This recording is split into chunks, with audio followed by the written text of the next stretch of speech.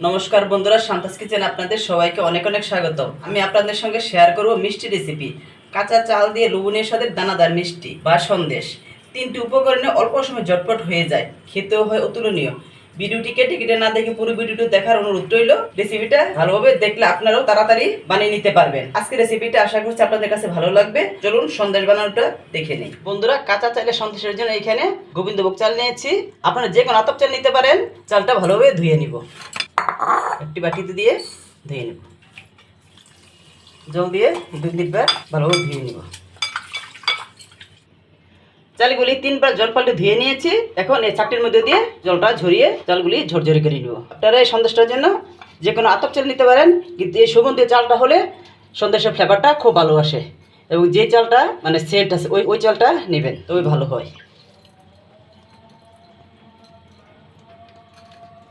চালটা চাকটির মধ্যে দিয়ে জলটা ঝরিয়ে নিয়েছি। এখন ভেজে নিব। চুলা অন করে কড়াই বসিয়ে দিয়েছি। দিয়ে দিব 1 চামচ ঘি।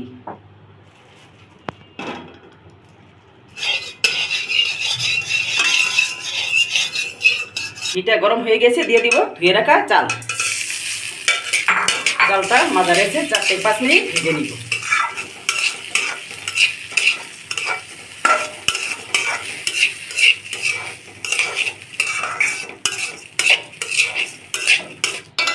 ভেজে নেওয়ার পর চালগুলি ভাজা হয়ে গেছে। দেখুন বন্ধুরা, চালের কালারগুলো চেঞ্জ হয়ে গেছে। এখন নামিয়ে ঠান্ডা করে নিব। ভেজে রাখা চালটা ঠান্ডা হয়ে গিয়েছে। এখন চালগুলি গুঁড়ো করে নিব। তার সাথে দিব কাজু বাদাম ও চীনা বাদাম। এই চীনা বাদামগুলি একটু ভেজে নেবেন। সবগুলি একসাথে গুঁড়ো করে নেব। চালগুলি গুঁড়ো করে নিয়েছি। আমি হাম্বল দিসের মাধ্যমে গুঁড়ো করেছি। আপনারা মিক্সার গ্রাইন্ডারে বা শিল্পটাতেও গুঁড়ো করতে পারেন। চালগুলি বেশ একটু মিহি করে গুঁড়ো করে নিই। কিছু আধা ঘন্টা করে গুঁড়ো করেছি। এখানে নিয়েছি চিনি, যে কাপ দিয়ে চাল মেপেছি তা 1/3 কাপ চিনি নিয়েছি। এখন চলে যাব মূল রান্নায়। চুলায় প্যান বসিয়ে দিয়েছি। চিনিটা দিয়ে দিব। দিয়ে দিব 2 চামচ জল। এখন চিনিটা দিয়ে ক্যারামেল করে নিব। এই পর্যায়ে চিনিটা নাড়ানাড়ি করবো না, চিনিটা গলতে থাক, তারপর নাড়তে থাকবো।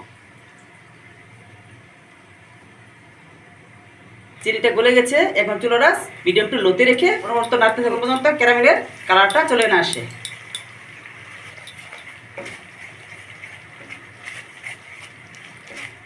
ক্যারামেলের কালারটা চলে আসছে। এখন দিয়ে দিব দুধ। এখানে 2 কাপ দুধ আগে থেকে জাল করে নিয়েছি। প্রথমে দিয়ে দেবো 1 কাপ। আস্তে দিতে থাকবো এবং নাড়তে থাকবো।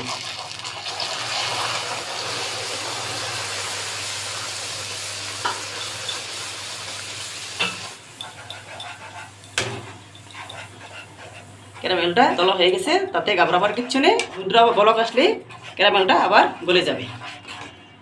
বাকি দুধও দিয়ে দিব। এখন দিয়ে দিব 1 টেবিল চামচ গুঁড়া দুধ। এই দুধটা দিলে সন্দেশের স্বাদ হবে অসাধারণ। ভালোভাবে গরম করে বলক তুলে নিব। দুধটা বলক উঠে গেছে। এখন দিয়ে দিব যে চালটা গুঁড়ো করে রেখেছিলাম, সেই চালটা দিতে থাকবো এবং নাড়তে থাকবো।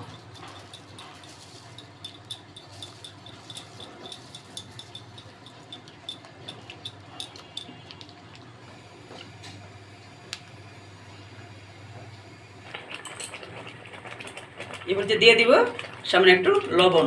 মিষ্টি জিনিসে লবণটা দিলে স্বাদে অসাধারণ হয়। সন্দেশের পাকটা আমার অনেকটা হয়ে গিয়েছে। এখন দিয়ে দিব 1 চামচ ঘি। ঘিয়ের সাথে মিশ্রণটা মিশিয়ে নিব। আবারও নাড়তে থাকবো। নাড়তে নাড়তে যখন প্যান থেকে ছেড়ে ছেড়ে আসবে, তখন পাকটা নামিয়ে নিব।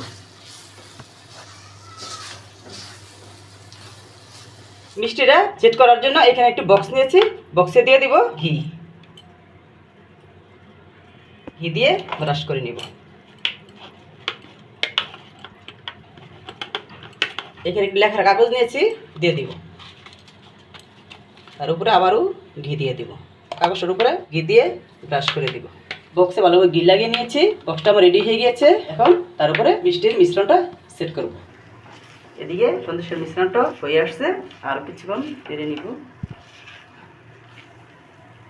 তাহলে সন্দেশ মিশ্রণটা আমার একদম রেডি হয়ে গেছে। এখন যেই বক্সে ঘি ব্রাশ করে গেছিলাম, সেই বক্সে করে দিব।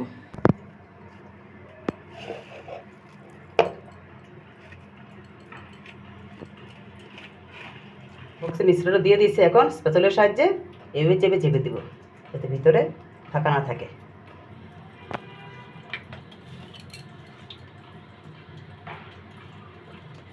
এই মিশ্রণ ঠান্ডা হলে ফ্রিজে 1 ঘন্টা রেখে ফ্রিজ থেকে নামিয়ে তারপর আপনাদের কেটে দেখাচ্ছি। আপনারা যদি ফ্রিজে না রাখেন তবে 3 ঘন্টা এইভাবে নর্মালভাবে রেখে দিবেন, তবে মিষ্টিটা সেট হয়ে যাবে। বন্ধুরা, এই মিষ্টি মিশ্রণটা ঠান্ডা হওয়ার পর তারপর 1 ঘন্টা ফ্রিজে রেখেছি, এখন ফ্রিজ থেকে নামিয়ে নিয়েছি। বক্সটা খুলে নিব। তো বন্ধুরা, একদম সেট হয়ে গিয়েছে। এখন এই হাত দিয়ে টেস্ট করলে ছেড়ে ছেড়ে আসতে, এটা চাকুর সাহায্যে ধারগুলি ছাড়িয়ে নিব।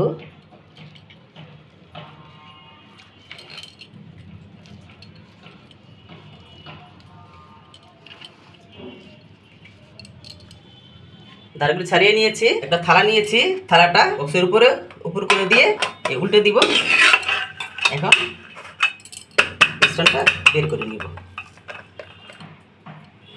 তো বন্ধুরা, মিশ্রণ সেট হয়ে গেছে, একদম চৌকোষ আকার। এখন একটু চাকুর সাহায্যে পিস পিস করে কেটে নিব।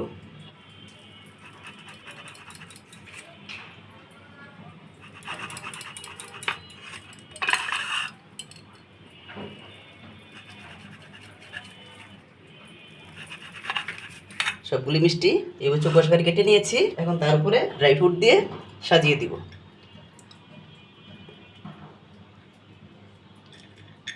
এখানে কাজু বাদাম ও চীনাবাদাম নিয়েছি।